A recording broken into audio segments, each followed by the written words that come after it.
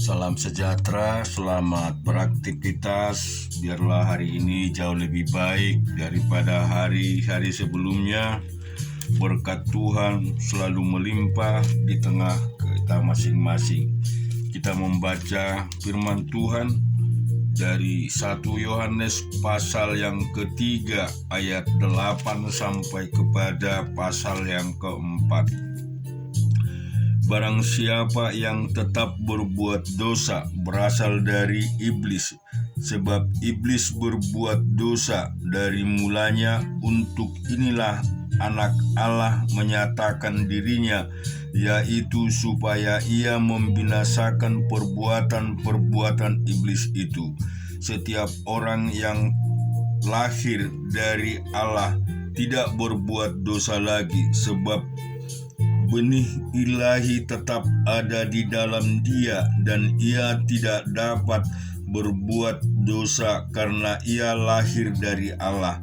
Inilah tandanya anak-anak Allah dan anak-anak iblis. Setiap orang yang tidak berbuat kebenaran tidak berasal dari Allah. Demikianlah juga barang siapa yang tidak mengasihi saudaranya. Sebab inilah berita yang telah kamu dengar dari mulanya, yaitu waktu kita harus saling mengasihi, bukan seperti Kain yang berasal dari si jahat dan yang membunuh adiknya. Dan apakah sebabnya ia membunuhnya? Sebab segala perbuatannya jahat dan perbuatan adiknya benar.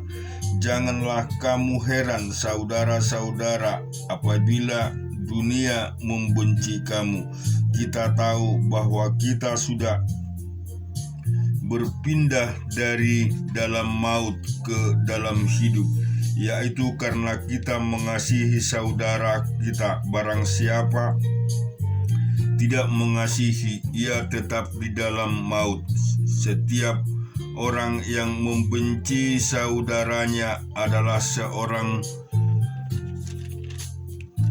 pembunuh manusia, dan kamu tahu bahwa tidak ada seorang pembunuh yang tetap memiliki hidup yang kekal di dalam dirinya. Demikianlah kita ketahui kasih Kristus, yaitu bahwa ia telah menyerahkan nyawanya untuk kita. Jadi kita pun wajib menyerahkan nyawa kita untuk saudara-saudara kita. Barang siapa mempunyai harta duniawi dan melihat saudaranya menderita kekurangan, tetapi menutup pintu hatinya terhadap saudaranya itu, bagaimanakah kasih Allah dapat tetap di dalam dirinya? Anak-anakku, marilah kita mengasihi, bukan dengan perkataan atau dengan lidah, tetapi dengan perbuatan dan dalam kebenaran. Demikianlah kita ketahui bahwa kita berasal dari kebenaran. Demikian pula kita beroleh menang dari hati kita dan di hadapan Allah.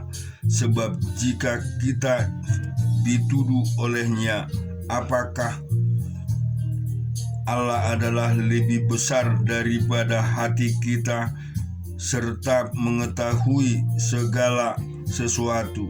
Saudara-saudaraku yang kekasih, jikalau hati kita tidak menuduh kita, maka kita mempunyai keberanian percaya untuk mendekati Allah. Dan apa saja yang kita minta, kita memperolehnya daripadanya, karena kita menuruti segala perintahnya dan berbuat apa yang berkenan kepadanya. Dan inilah perintahnya itu, supaya kita percaya akan nama Yesus Kristus anaknya, dan supaya kita saling mengasihi sesuai dengan perintah yang diberikan Kristus kepada kita. Barang siapa menuruti segala perintahnya, ia diam di dalam Allah dan Allah di dalam dia. Dan demikianlah kita ketahui bahwa Allah ada di dalam kita, yaitu Roh yang telah dikaruniakan kepada kita. Di pasal 4, saudara-saudaraku yang kekasih, janganlah percaya akan setiap roh, tetapi ujilah roh-roh itu, apakah mereka berasal dari Allah, sebab banyak nabi-nabi palsu yang telah muncul dan pergi ke seluruh dunia. Demikianlah kita mengenal roh Allah. Setiap roh yang mengaku bahwa Yesus Kristus telah datang sebagai manusia berasal dari Allah, dan setiap roh yang tidak mengaku Yesus tidak berasal dari Allah. Roh itu adalah roh antikristus, dan memang dia telah kamu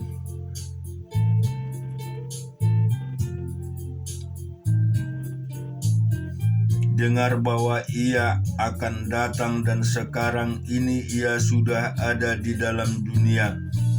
Kamu berasal dari Allah, anak-anakku, dan kamu telah mengalahkan nabi-nabi palsu itu, sebab roh yang ada di dalam kamu lebih besar daripada roh yang ada di dalam dunia. Mereka berasal dari dunia, sebab itu mereka berbicara tentang hal-hal duniawi, dan dunia mendengarkan mereka. Kami berasal dari Allah. Barang siapa mengenal Allah, ia mendengarkan kami. Barang siapa tidak berasal dari Allah, ia tidak mendengar kami. Itulah tandanya roh kebenaran dan roh yang menyesatkan. Saudara-saudaraku yang kekasih, marilah kita saling mengasihi, sebab kasih itu berasal dari Allah. Dan setiap orang yang mengasihi lahir dari Allah dan mengenal Allah. Barang siapa tidak mengasihi, ia tidak mengenal Allah, sebab Allah adalah kasih. Dalam hal inilah kasih Allah dinyatakan di tengah-tengah kita, yaitu bahwa Allah telah mengutus Anaknya yang tunggal ke dalam dunia supaya kita hidup olehnya. Inilah kasih itu, bukan kita yang telah mengasihi Allah, tetapi Allah yang telah mengasihi kita dan yang telah mengutus anaknya sebagai pendamaian bagi dosa-dosa kita. Saudara-saudaraku yang kekasih, jikalau Allah sedemikian mengasihi kita, maka haruslah kita juga saling mengasihi. Tidak ada seorang pun yang pernah melihat Allah. Jika kita saling mengasihi, Allah tetap dalam kita dan kasih-Nya sempurna di dalam kita. Demikianlah kita ketahui bahwa kita tetap berada di dalam Allah dan di dalam kita. Ia telah mengaruniakan kita mendapat bagian dalam roh-Nya, dan kami telah melihat dan bersaksi bahwa Bapa telah mengutus anaknya menjadi juru selamat dunia. Barang siapa mengaku bahwa Yesus adalah anak Allah, Allah tetap berada di dalam dia dan dia di dalam Allah. Kita telah mengenal dan telah percaya akan kasih Allah kepada kita. Allah adalah kasih, dan barang siapa yang berada di dalam kasih, ia tetap berada di dalam Allah dan Allah di dalam dia. Dalam hal inilah kasih Allah sempurna di dalam kita, yaitu kalau kita mempunyai keberanian percaya pada hari penghakiman, karena sama seperti Dia, kita juga ada di dalam dunia ini. Di dalam kasih tidak ada ketakutan. Kasih yang sempurna melenyapkan ketakutan, sebab ketakutan mengandung hukuman. Dan barang siapa takut, ia tidak sempurna di dalam kasih. Kita mengasihi karena Allah lebih dahulu mengasihi kita. Jikalau seorang berkata, "Aku mengasihi Allah," dan ia membenci saudaranya, maka ia adalah pendusta, karena barang siapa tidak mengasihi saudaranya yang dilihatnya, tidak mungkin mengasihi Allah yang tidak dilihatnya. Dan perintah ini kita terima dari Dia, barang siapa mengasihi Allah, ia harus juga mengasihi saudaranya. Kita juga baca di Sakaria pasal yang ketiga. Kemudian ia memperlihatkan padaku imam besar Yosua berdiri di hadapan malaikat Tuhan, sedang iblis berdiri di sebelah kanannya untuk mendakwa dia. Lalu berkatalah malaikat Tuhan kepada iblis itu, "Tuhan kiranya menghardik engkau, hai iblis. Tuhan yang memilih Yerusalem kiranya menghardik engkau. Bukankah dia ini patung yang telah ditarik dari api?"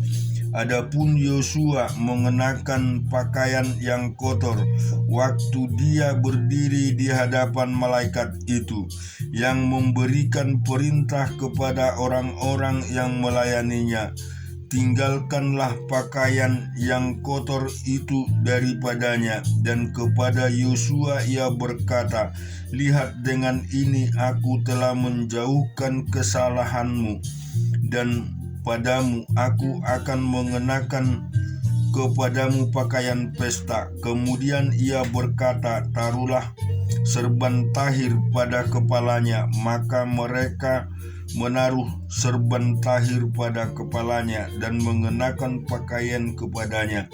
Sedang malaikat Tuhan berdiri di situ. Lalu malaikat Tuhan itu memberi jaminan kepada Yosua, katanya, "Beginilah firman Tuhan semesta alam, apabila engkau hidup menurut jalan yang kutunjukkan dan melakukan tugas yang kuberikan kepadamu, maka engkau akan memerintah rumahku dan mengurus pelataranku, dan aku akan mengizinkan engkau masuk ke antara mereka yang berdiri melayani di sini. Dengarkanlah, hai imam besar Yosua, engkau dan teman-temanmu yang duduk di hadapanku. Sungguh kamu merupakan suatu lambang, sebab sesungguhnya aku akan mendatangkan hambaku, yakni sang tunas.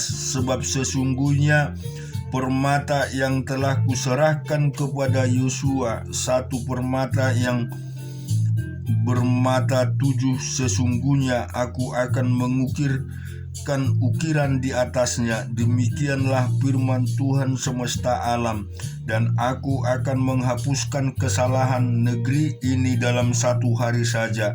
Pada hari itu, demikianlah firman Tuhan semesta alam, setiap orang daripadamu akan mengundang temannya duduk di bawah pohon anggur dan di bawah pohon ara.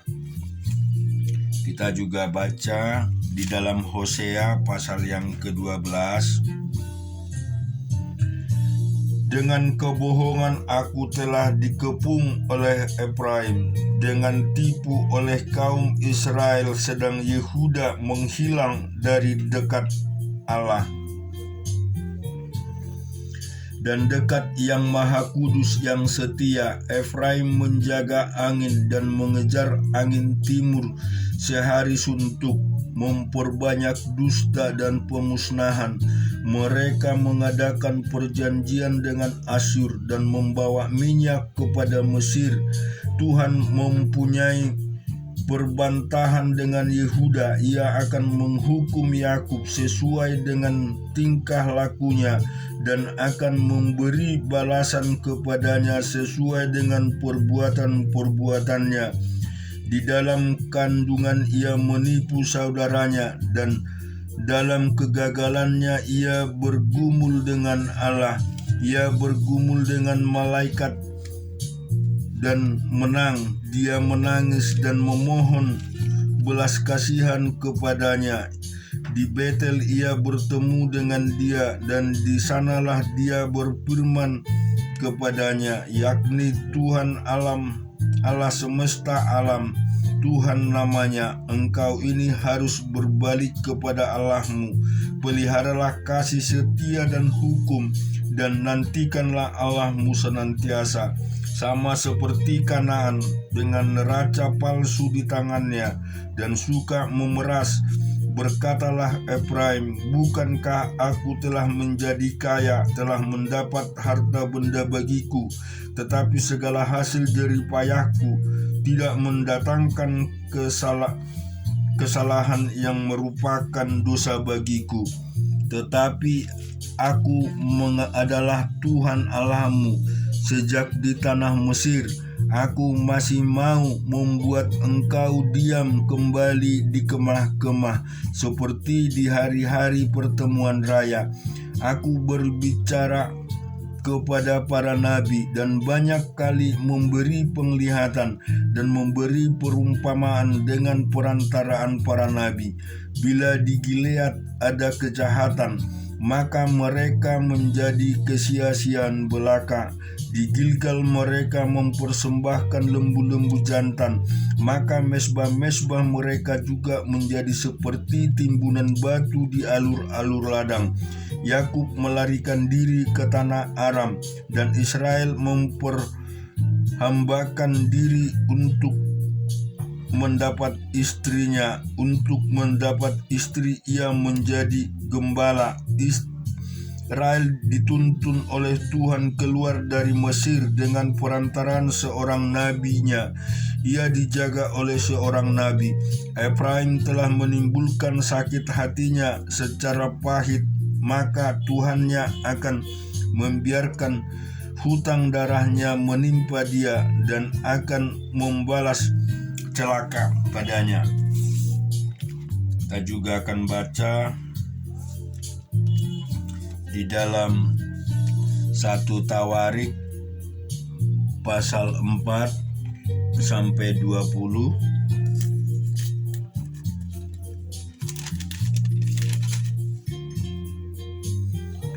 Anak-anak Yehuda ialah Peres, Hesron, Karmi, Hur, dan Shobal. Reaya anak Shobal memperanakkan Yahat, dan Yahat memperanakkan Ahumai dan Lahat. Itulah kaum-kaum orang Jora. Inilah anak-anak Atam, Yisril, Isma, dan Ibas. Nama saudara perempuan mereka ialah Hejeleponi. Lalu Penuel bapa Gedor dan Eser bapa Husa. Itulah keturunan Hur, anak sulung Efrata bapa Betlehem. Asyur bapa Tekoa mempunyai 2 istri, yakni Hela dan Naara. Naara melahirkan baginya Ahujam, Heber, Temeni, dan orang Ahas Tari. Itulah anak-anak Nara. Anak-anak Hela ialah Zeret, Yezora, dan Etnan. Kos memperanakkan Anub, Hajobeba, dan kaum-kaum Aharel bin Harun. Yabes lebih dimuliakan daripada saudara-saudaranya. Nama Yabes itu diberi ibunya kepadanya, sebab katanya, aku telah melahirkan dia dengan kesakitan. Yabes berseru kepada Allah Israel, katanya, kiranya engkau memberkati aku berlimpah-limpah dan memperluas daerahku, dan kiranya tanganmu menyertai aku dan melindungi aku daripada malapetaka, sehingga kesakitan tidak menimpa aku. Dan Allah mengabulkan permintaan itu. Kelub saudara Suha memperanakkan Mehir. Dialah ayah Eston. Dan Eston memperanakkan Betrapa, Paseah, dan Tehina. bapa Irnaas itulah orang-orang Reka. Anak-anak Kenas ialah Otniel dan Seraya, dan anak-anak Otniel ialah Hatat dan Munati.